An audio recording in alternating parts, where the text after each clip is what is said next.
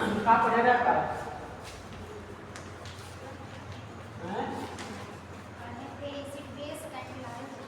Catalysis, acid base catalysis आपने पढ़ा। Example हो गया। अच्छा, एडजॉर्प्शन थियरी हो गया, एसिड बेस कैटेलिसिस हो गया, एग्जाम्पल हो गया, मैकेनिज्म रह गया है। हाइड्रोलिसिस ऑफ एन एस्टर का मैकेनिज्म करना है आपको। ठीक, मैकेनिज्म में कुछ है नहीं। ठीक, बात समझा?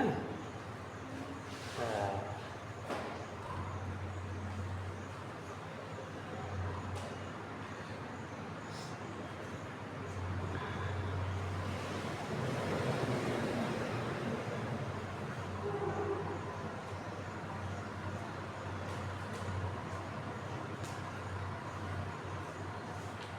चलिए मैकेनिज्म, चलो भैया hydrolysis of an ester mechanism किसका आपको देखना है?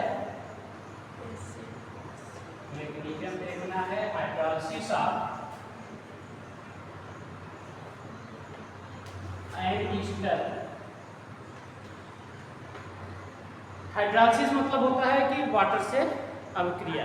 आपको देखना है कि इसमें एच और एच दोनों साथ काम करते हैं कि नहीं। ठीक, तो एस्टर लिखिए CH3 C डबल बॉन्ड को C2H5, ये आपका एस्टर हो गया। CH3 C डबल रो C2H5 इथाइल एसीटेट हो गया। क्या हो गया? Ethyl acetate. ठीक, अब हम क्या करेंगे? H+ से अभिक्रिया करेंगे। देखिए सबसे वीक बॉन्ड कहाँ दिख रहा है आपको? यहाँ दिख रहा है। यहाँ दिख रहा है, यहाँ ऑक्सीजन की इलेक्ट्रोनेगेटिविटी कार्बन से ज्यादा है। ऑक्सीजन की इलेक्ट्रोनेगेटिविटी कार्बन से ज्यादा है, तो यह ऑक्सीजन अपना यह बॉन्ड तोड़कर इलेक्ट्रॉन को अपनी तरफ खींचेगा। ऐसा क्यों किया इसने ऑक्सीजन ने? क्योंकि ऑक्सीजन को दिख रहा है H+। क्या दिख रहा है? H+। इसी कारण कि अगर नहीं दिखता तो नहीं करता, ऐसे इटिक स्टेबल बनता। ठीक है, तो होने वाला क्या है आपका? CH3 CO पर आ जाएगा माइनस, O पर आ जाएगा माइनस, और इस पर आ जाएगा प्लस। अब इधर टूटा है O और C2H5। ठीक, जो ही इस पर माइनस आया, H+ ने क्या किया? अटैक कर दिया किस पर? तो माइनस पर, क्योंकि H+ और यहाँ O माइनस बन क्या जाएगा आपका? CH3 COH O C2H5। ठीक, कितना बन गया? चलिए भैया अब आप जरा देखिए कि इस ऑक्सीजन को देखिए, इस कार्बन को देखिए। ठीक, जब टूटता था तो ये क्या पाता था? Minus sign. क्या पाता था? Minus sign. तो प्लस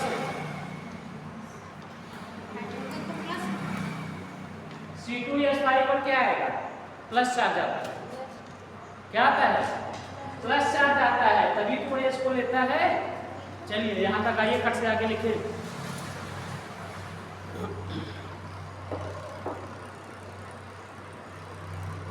अभी सिर्फ एसिड डाला गया। क्या डाला गया है? अभी वाटर का रोल, किसका रोल है? वाटर का।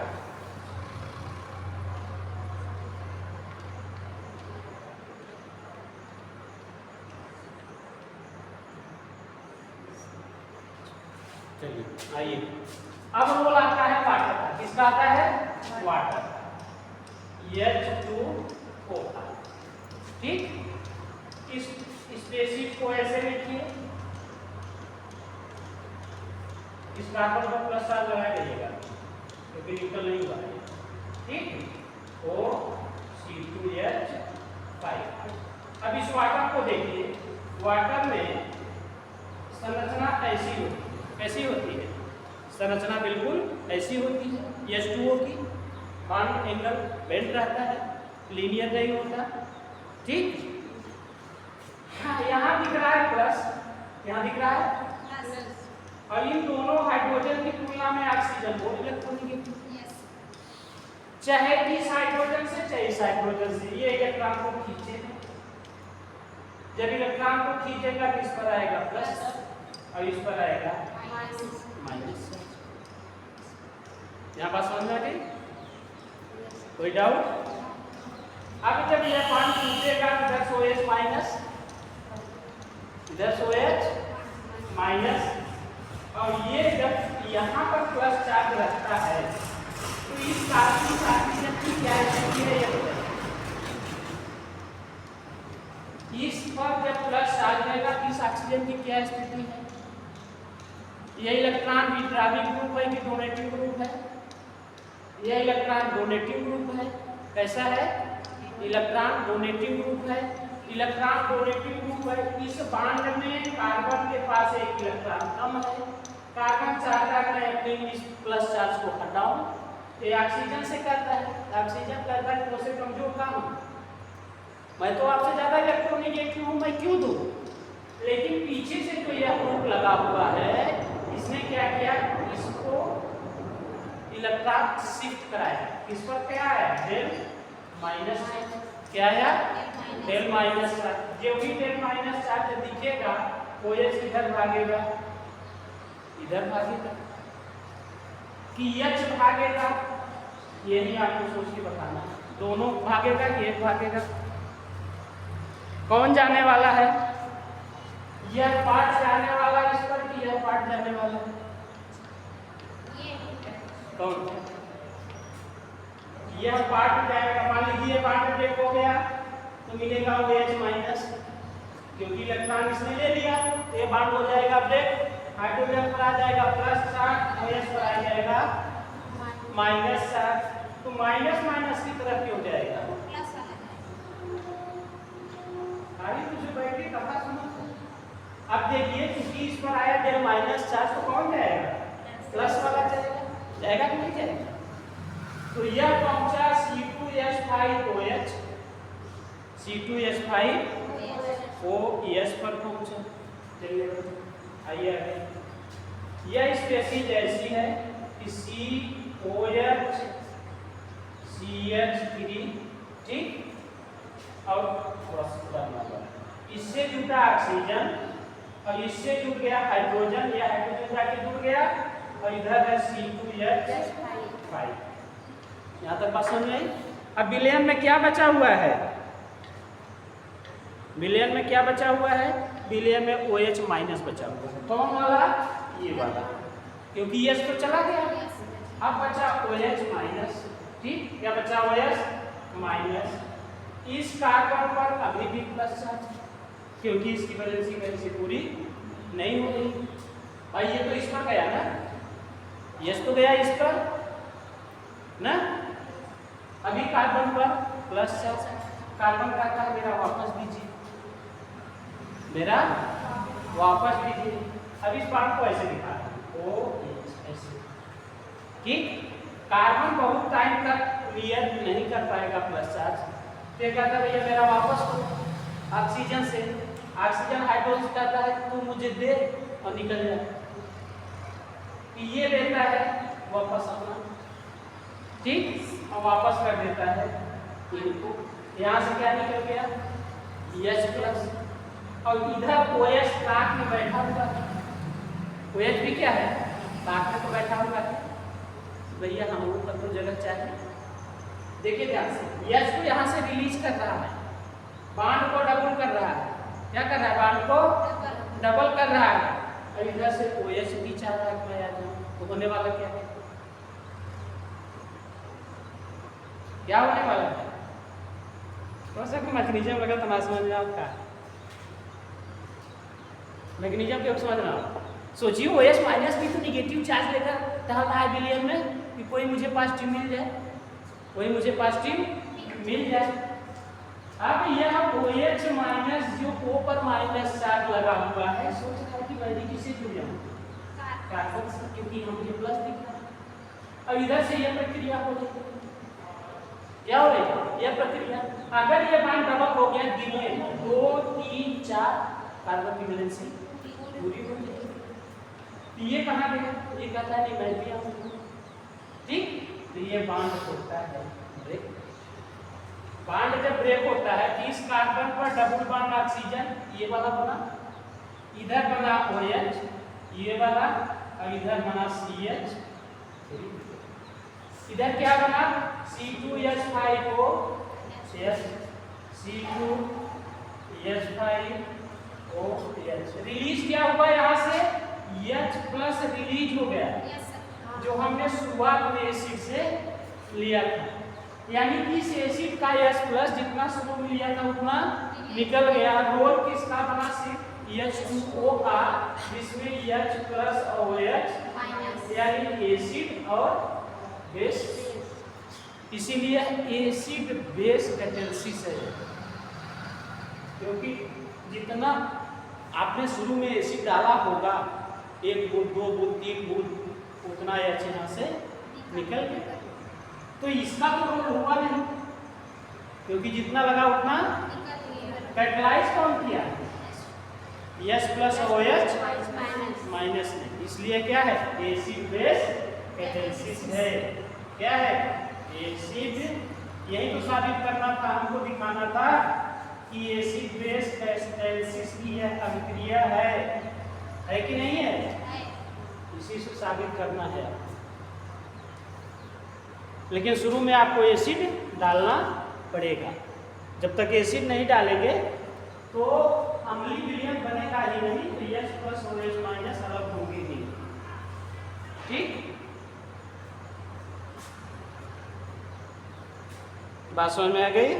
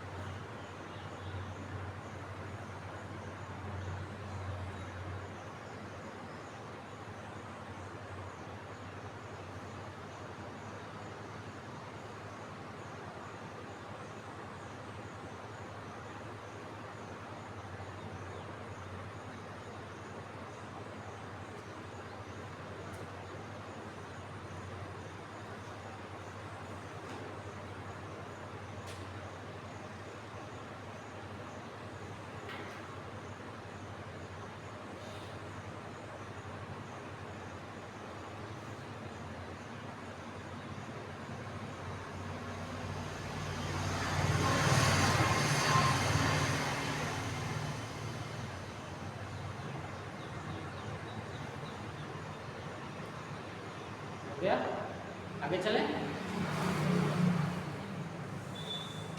ये मैकेनिज्म कभी पूछा नहीं जाएगा, ठीक, एग्जाम में कभी नहीं पूछा जाएगा, इतना जानते रहिए।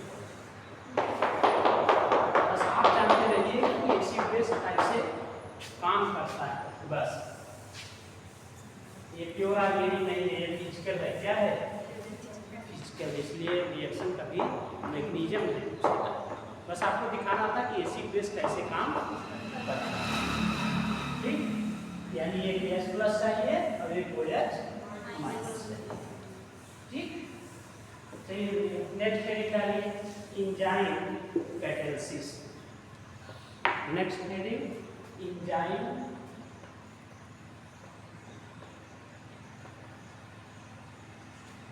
कैटालिसिस। एंजाइम कैटालिसिस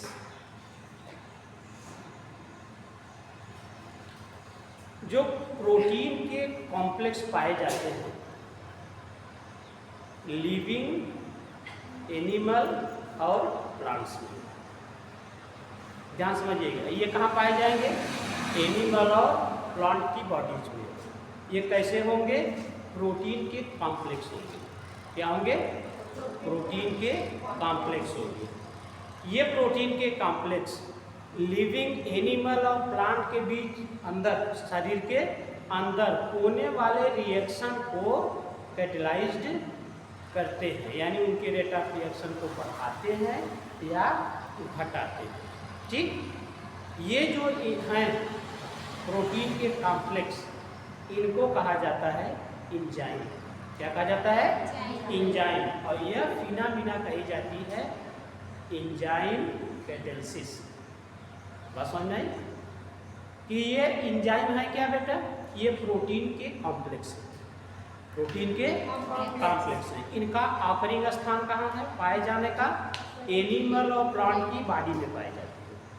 अब ये करते क्या है, एनिमल और प्लांट की बॉडी में जो केमिकल रिएक्शन होते हैं उनको ये प्रभावित करते हैं। कौन, प्रोटीन कॉम्प्लेक्स। इसीलिए इन्हीं प्रोटीन कॉम्प्लेक्सों को एंजाइम कहा जाता है। चूंकि ये रिएक्शन के रेट को प्रभावित करते हैं, घटाते हैं या बढ़ाते हैं, इसीलिए इनको एंजाइम कैटलिस्ट कहा जाता है। और यह जो फिनोमिनन है इसको कहा जाता है एंजाइम कैटेलिसिस। बात दिमाग में बैठी कि वास्तव में एंजाइम क्या है। एंजाइम कुछ नहीं, प्रोटीन के कॉम्प्लेक्स हैं जो कहाँ पाए जाएंगे, एनिमल और प्लांट की बॉडी में पाए जाएंगे, बाहर नहीं, आंतरिक संरचना में पाए जाते हैं। और ये शरीर के अंदर होने वाले, जैसे हमारे भोजन के पचना है, ये केमिकल प्रोसेस है, ठीक। जब हम भोजन चबाते हैं वहीं से केमिकल प्रोसेस शुरू हो जाता है, ठीक। तो भोजन के पचाने के रेट को या तो बढ़ाएंगे या तो घटाएंगे। किनका काम है, प्रोटीन कॉम्प्लेक्स का। वास्तव में इनको एंजाइम कहा जाता है। चूंकि ये रेट ऑफ रिएक्शन को प्रभावित करते हैं इसीलिए इन्हें एंजाइम कैटलिस्ट कहा जाता है। और यह फिनोमिना क्या हो गई, एंजाइम कैटेलिसिस हो गई। लिखिए, enzyme are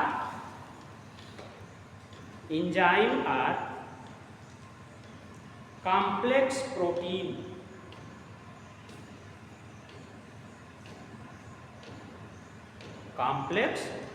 protein molecules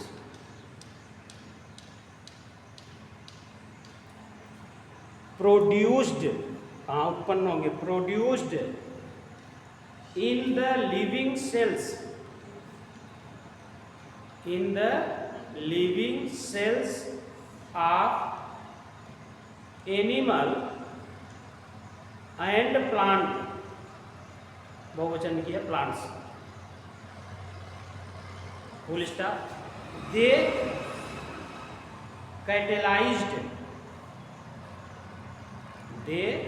catalyzed a number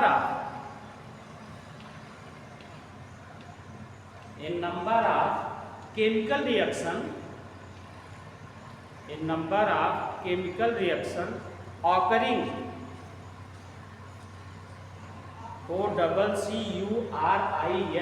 occurring in animal or plants bodies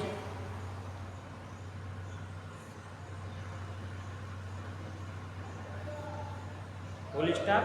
They are known as enzyme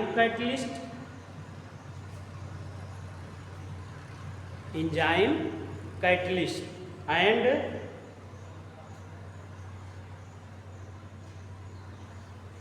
the phenomenon is known as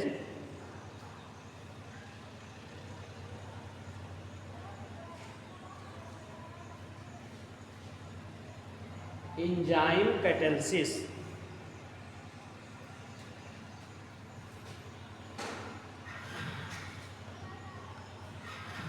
enzyme catalysis, इसका एग्जाम्पल देखिए।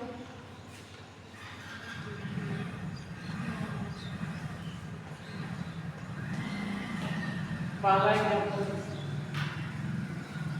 स्टार्च को कन्वर्ट करना मैल्टोज में बाय डायस्टर, एक enzyme है diastase, क्या लिखा है डायस्टेज, DIASTAGE, डायस्टेज, जो कि स्टार्च को कन्वर्ट कर देता है मैल्टोज में। लिखिए, hydrolysis of starch, hydrolysis of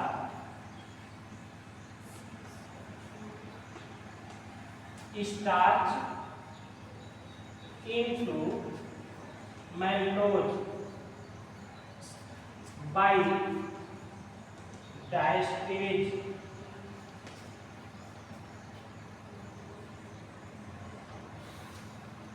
ठीक।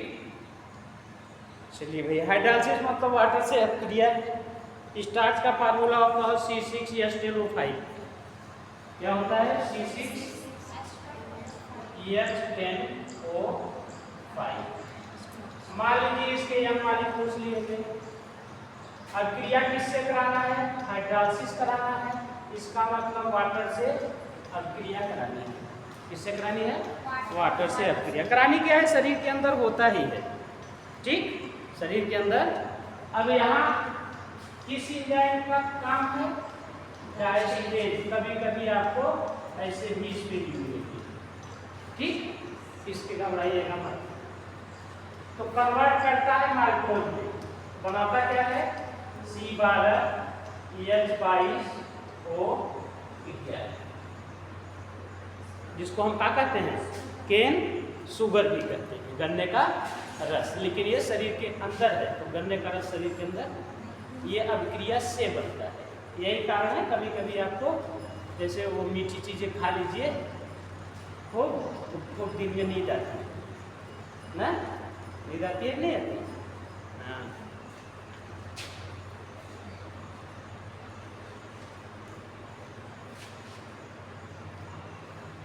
उसका भी बता रहा हूँ क्यों नींद आती है आपको दिन में। चले दूसरा example, conversion of glucose into ethanol by जाइलेज।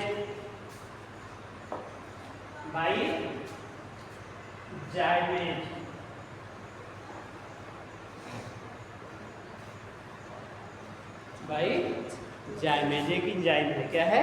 एक इंजाइम है। बनाता क्या है? इथेनॉल। क्या बनाता है?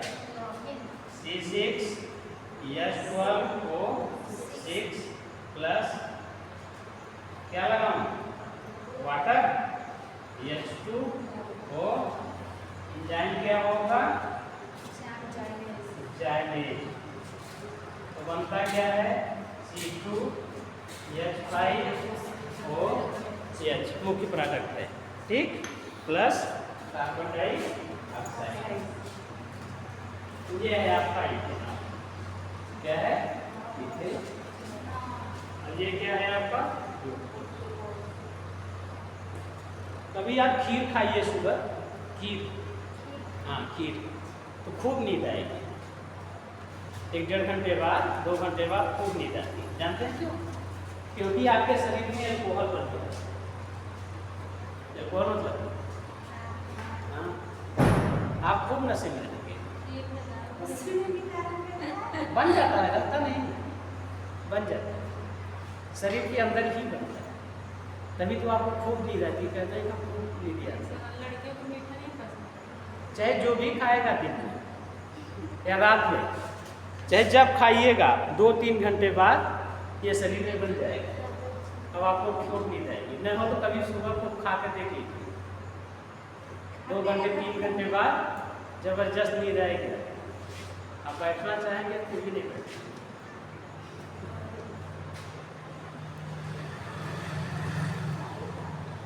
ठीक है, क्यों गाना आ रहा ना, हलवा पूड़ी खाएंगे तो नींद सताएगी, क्योंकि उस हलवे में चीनी की मात्रा ज़्यादा रहती है। तो जबरदस्त खाइए, इतना खाए थोड़ी ना, इतनी खावत इतनी सी अल्कोहल बने तो पता चले। कितना पीते हैं आप? 2 कप पीबा, 4 कप पीबा? नहीं सर, उतने से नहीं बनेगा, थोड़ा बहुत बनेगा, आपको पता ही नहीं चलेगा। हमने कहा ना पेट भर खाइए मस्त एकदम, 2-3 कटोरी 4 कटोरी, और इसके बाद फिर देखिए कैसे झूलते हैं, खूब झूलेंगे। आप लोगों ने बहुत खाया होगा, थोड़ा बहुत 1 कटोरी 2 कटोरी खूब जबरदस्त खाए, जिससे एल्कोहल की मात्रा बने, तब तो पता चलेगा। थोड़ा बहुत तो पता ही नहीं चलेगा, इतनी बड़ी शरीर है, नहीं पता चलेगा। पेट भर के खाइए खूब खीर, उस दिन देखिएगा। खीर पूरी खाइए, नहीं जैसे कि और नहीं चीज़ें मत खाइए उस दिन ना, जैसे कि खीर खाइए, पूरी खाइए, चावल खाइए, सब्जी खाइए, उसमें थोड़ा सा खीर की मात्रा ज़्यादा कर रही अंदाज के लिए। उस दिन देखिएगा दिन में कैसे आप मस्त होकर सोते हैं। चलिए भाई, कैरेक्टरिस्टिक ऑफ एंजाइम कैटेंसिस।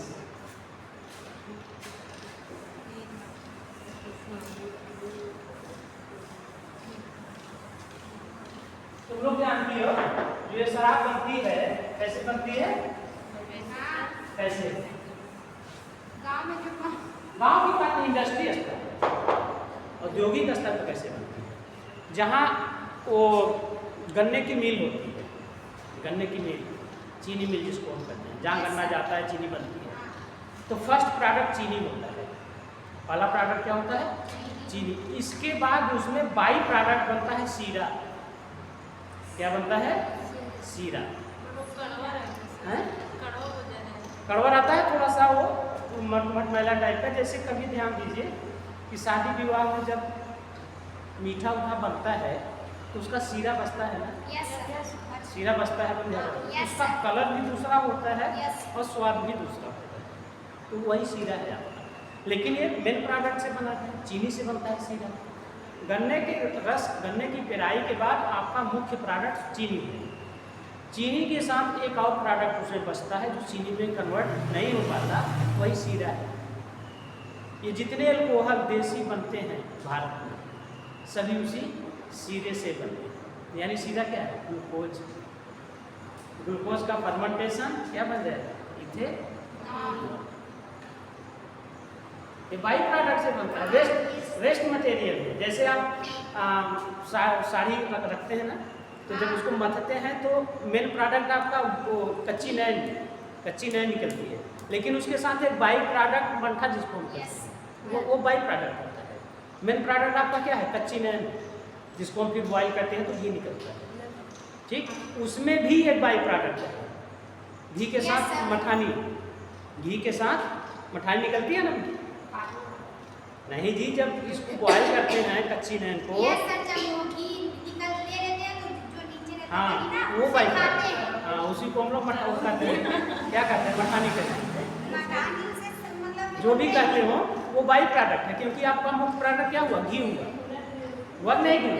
ऐसे ही सीरा हमारा क्या है? बाई प्रोडक्ट है। करौनी होके ना बोलते हैं, करौनी होके बोलते हैं जौन की दूध गरमाई जाए और नीचे जो लगा रहता है ओके बोलते हैं, चाहे जो भी बोले वो बाई प्रोडक्ट है, उसको भी वही बोलते हैं, बाई प्रोडक्ट है। हाँ वो बाई प्रोडक्ट है। ठीक, चलो अब कैरेक्टरिस्टिक्स ऑफ एंजाइम कैटेंसिस।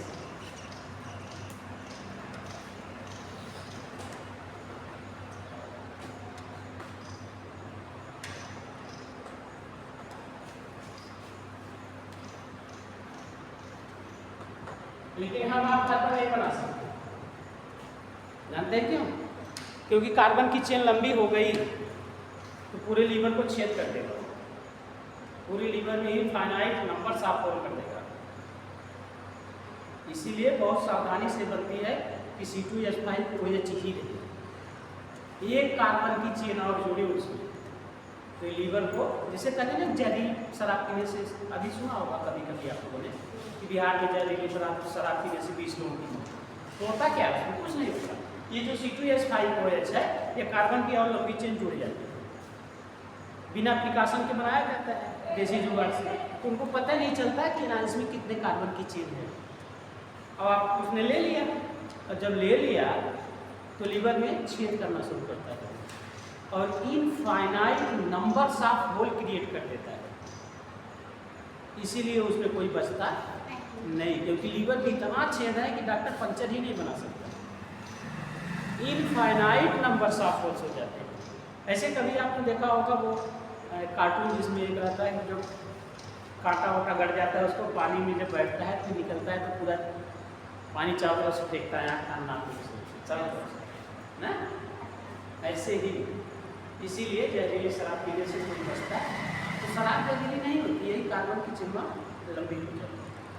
जैसे हमें चाहिए कितना C2H5, जिससे बड़ी कार्बन की चेन आपके लिए नुकसानदायक है, शरीर के लिए नुकसानदायक, लीवर को डाइजेस्ट करते। ठीक, चलिए भाई हमारे यहाँ पे पॉइंट पर बहुत बड़ी बातें इधर उधर की। चलिए हेडिंग डालिए। डाल लिया आपने? पहला पॉइंट, ये जो एंजाइम है ये वाटर के साथ कोलाइडल सॉल्यूशन बनाते हैं। पहला पॉइंट कि जो एंजाइम हमारे शरीर में है वाटर के साथ कोलाइडल सॉल्यूशन बनाते हैं, जिसके कारण इस एंजाइम की इफिशियंसी और बढ़ जाती है। तो कोलाइडल सॉल्यूशन किसे जानते हैं कि नहीं? कोलाइडल सॉल्यूशन क्या होता है बेटा? डिस्पर्स फेज और डिस्पर्जन मीडियम, डिस्पर्स फेज और डिस्पर्जन मीडियम। अभी जैसे आपने सॉल्यूशन को देखा, सॉल्यूशन में आप पाते हैं बेटा सॉल्यूट प्लस सॉल्वेंट ना।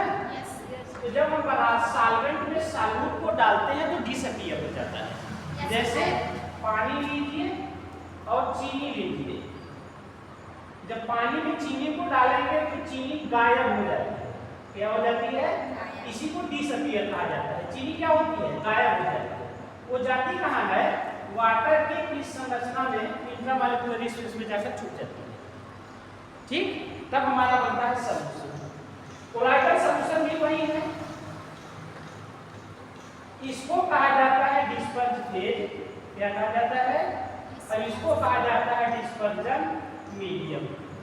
बस फेज मीडियम में घुलता नहीं, सिर्फ फैला रहता है। जैसे सॉल्यूट घुल जाता है, नहीं दिखता, जबकि हमारा डिस्पर्ज फेज दोनों जगह लगेगा।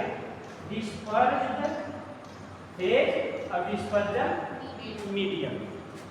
डिस्पर्ज फेज मतलब सॉल्वेंट से सॉल्यूट समझिए, और डिस्पर्जन मीडियम मतलब सॉल्वेंट समझिए, समझ जाएंगे। लेकिन फेज मीडियम में गायब नहीं होता, सिर्फ फैला रहता है। जैसे उदाहरण समझिए, हवा में धूल फैली हुई रहती है। हवा में धूल फैली रहती है, हवा में घुलती नहीं। अभी बालों में मेरे डस्ट होगा तो डस्ट इन हेयर, डस्ट जो है हेयर में घुलता नहीं, सिर्फ बालों में फैला रहता है। हम कंघी मारते हैं तो बाहर हो जाता है। ऐसे ही धूल खूब चल रही हो, धूल भरी हवा चल रही हो, और हम जैसे आपका दुपट्टा है, दस्ती हम मुंह में लगाएं तो धूल इस तरफ और हवा इस तरफ चली जाएगी ना। यानी इसको आसानी से फिल्टर किया जा सकता है, और डिस्पर्स फेज को अलग किया जाता है, डिस्पर्जन मीडियम को अलग किया। लेकिन सॉल्यूशन में इसको अलग नहीं किया जाता। हम जितना भी बड़ा फिल्टर लगाएं, जितना छोटा से छोटा फिल्टर लगाएं, चीनी को हम अलग नहीं कर पाते, बस इतना अंतर होता है। कोलाइडल सॉल्यूशन में डिस्पर्ज फेज जो है मीडियम में सिर्फ फैला रहता है। जैसे अभी क्लोजअप आपने देखा होगा, टूथपेस्ट क्लोजअप, अगर आप जांच देखिए उसके बीच बीच में कुछ फैले रहते हैं, चमकीले चमकीले, और वो जहाँ है वहीं पड़े रहते हैं, नीचे नहीं बैठ जाते हैं। ध्यान से देखा होगा, अगर बीच में अटका है तो बीच में ही पड़ा रहता है, चाहे 10 दिन रख दो नीचे आके ना बैठे, क्योंकि वो फैला हुआ है सिर्फ। तो ये कोलाइडल सॉल्यूशन बनाते हैं। एंजाइम वाटर के साथ मिलकर कोलाइडल सॉल्यूशन बनाते हैं, जिससे एंजाइम की इफिशियंसी बढ़ जाती है। इफिशियंसी मतलब कार्य करने की क्षमता। ठीक, पहला पॉइंट लिखा है, enzymes form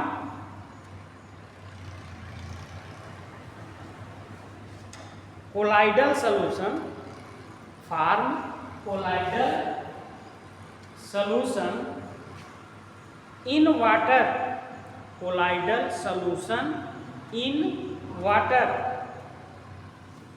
full stop, hence comma their efficiency is very high, very high. ठीक, दूसरे पॉइंट में कहा गया कि एक एंजाइम एक ही प्रकार का रिएक्शन कैटलाइज कर सकता है। जैसे जो एंजाइम हमारे भोजन के पचाने के लिए होगा, उसका सिर्फ यही काम होगा कि भोजन को पचाना, वह शरीर में और किसी अभिक्रिया में भाग नहीं लेगा। इसका मतलब कहा जाता है enzyme is specific in nature. Specific मतलब विशिष्ट होता है।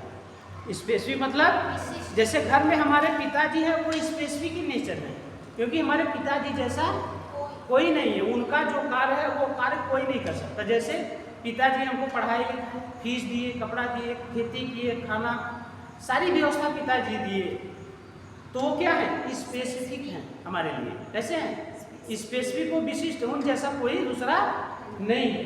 ठीक है, बात समझ में आई? लिखा दे आर हाईली, दूसरा पॉइंट लिखा they are highly specific in nature, they are highly specific in nature, that is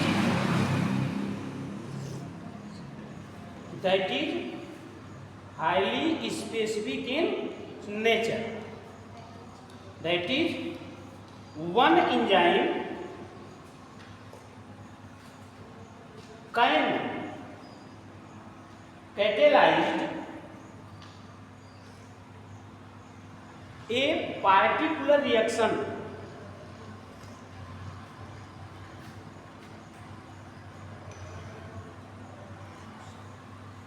full stop पर, पार्टिकुलर रिएक्शन। तीसरा पॉइंट डालिए,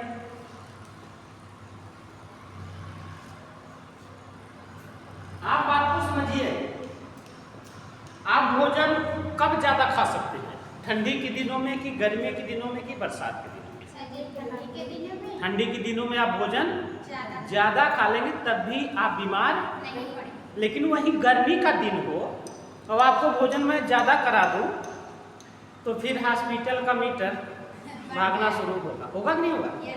आप बीमार होंगे, उल्टी होगी ना, डायरिया होगी। ऐसा क्यों? आप तो वही हैं, आप तो वही हैं, आप तो बदले नहीं कि ठंडी में दूसरा रूप पकड़ लिया, गर्मी में दूसरा रूप। ऐसा क्यों? ऐसा इसलिए होता है बेटा कि जो भोजन पचाने का हमारा एंजाइम है उसकी एक क्षमता है कि किस टेम्परेचर तक वो बहुत अच्छा काम करेगा, किस टेम्परेचर तक वह बहुत अच्छा काम करेगा। उस टेम्परेचर से ऊपर जाने पर उसके कार्य करने की क्षमता घट जाती है। जब टेम्परेचर बढ़ेगा तो उसके कार्य करने की क्षमता घट जाती है। जब काम कम करे और आपने लोड ज़्यादा दिया तो फेल तो होगा ही। और ठंडी के दिनों में क्या होता है कि पूरे एंजाइम जो है उनकी मैक्सिमम इफिशियंसी एक ऑप्टिमम टेम्परेचर पर होती है और वह 16 डिग्री है। कितना है? 16 डिग्री पर उसकी इफिशियंसी एकदम मैक्सिमम होती है।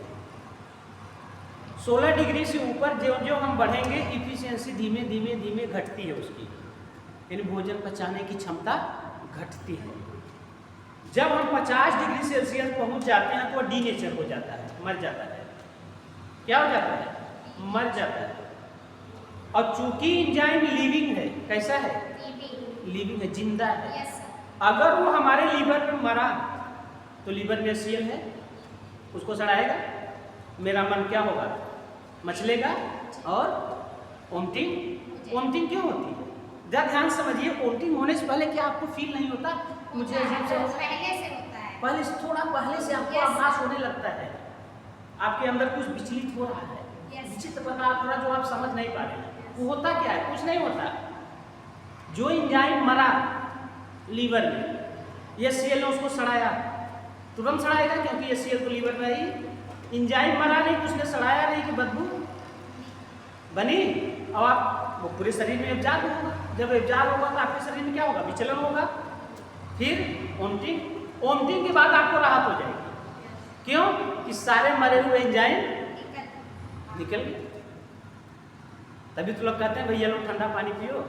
और ऐसी कंडीशन बने तो मात्र एक विकल्प, ठंडा पानी या ठंडे स्थान पर भागिए, या तो ठंडा पानी खूब जबरदस्त पीजिए। जैसे आपको लग रहा है कि हमारा भोजन नहीं पच रहा है, ज़्यादा हो गया है, सतर्क रहने का यही तरीका है। ऐसा ना कि तुरंत फील तो लगे, एंजाइम जल्दी नहीं बढ़ता, पहले से आपको आभास देगा, आपको लगेगा कि हमको कच्ची के कार्य आ रही है, ऐसा कुछ हो रहा है। मात्र एक विकल्प, सिर्फ और सिर्फ ठंडा पानी, जितना पी सकें आप, हर 10 मिनट पर, 5 मिनट पर, 10 मिनट पर, 5 मिनट पर हो सके तो उसमें क्या डाल लीजिए? हल्का सा नींबू। क्यों? नींबू हमारा बेस है। नींबू क्या है? बेस है। चाहे नमक डाल लीजिए, हल्का सा नींबू मत डालिए, नमक डालिए। नमक क्या है? बेस। और लीवर क्या है? HCl। एसिड और बेस का जब टाइट्रेशन होगा, न्यूट्रल होगा तो वाटर वहाँ से भी बनेगा। और इंजाइम को सड़ा नहीं पाएगा, क्योंकि एसिड को आपने लगा दिया बेस के साथ। चल बेटा तो इधर इसको छोड़, इंजाइम को छोड़, मैं तुझे नींबू नमक दे रहा हूँ, तो इससे अब क्रिया कर और न्यूट्रल हो। जो इंजाइम बचे हुए होंगे उनको एसिड सड़ा नहीं पाएगा, क्योंकि जब आप एसिड बेस का टाइटेशन कराएंगे तो वाटर भी रिलीज होता है, वहाँ से भी वाटर रिलीज होगा, आप ऊपर से भी वाटर ले रहे हैं, इंजाइम हमारा धीमे धीमे, जो मर गए हैं वो तो नहीं जिंदा हो सकते, लेकिन जो मरने वाले हैं वो बच जाएंगे। ठीक, इसीलिए पानी बहुत अधिक, चाहे ठंडी हो चाहे गर्मी हो, पानी आपको बहुत अधिक पिया करेगा, क्योंकि आपका इंजाइम स्वस्थ रहेगा। ठीक, क्या रहेगा? स्वस्थ रहेगा। जितनी गर्मी उतना ज़्यादा पानी, जितनी गर्मी उतना ज़्यादा पानी। क्यों? और प्रयास करिए ठंडा, प्रयास करिए ठंडा, जिससे आपका इंजाइम एकदम मस्त बना रहे, भोजन कम। तो किसी भी इंजाइम की इफिशियंसी मैक्सिमम होती है आफ्टर ऑप्टिमम टेम्परेचर पर, जो 16 डिग्री है, और डीनेचर होता है 50 डिग्री पर। कितने पर? 50 डिग्री पर। 50 डिग्री सेल्सियस जब बाहर का टेम्परेचर हो जाएगा, जैसे हमने बहुत अधिक गर्म भोजन ले लिया, तब भी हमारा इंजाइम डीनेचर होना शुरू होता है। चलिए, the activity of enzyme, the activity of enzyme is maximum at optimum, OPTIMUM, optimum temperature, full stop, above this temperature, enzyme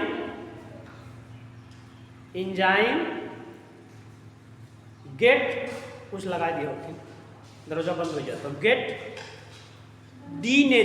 gets denature में नष्ट हो जाना, and loses it's activity,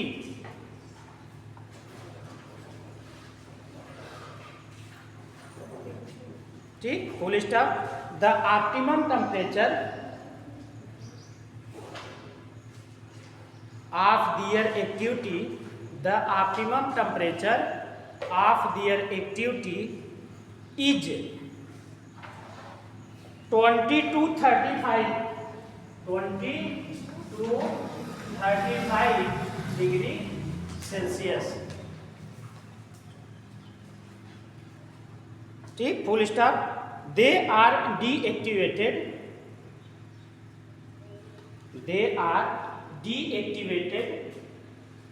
at 70 degree Celsius, 70। ठीक है, बस आज यहीं छोड़ दीजिए। चौथा तक आ गया, चौथा पॉइंट डाल लीजिएगा।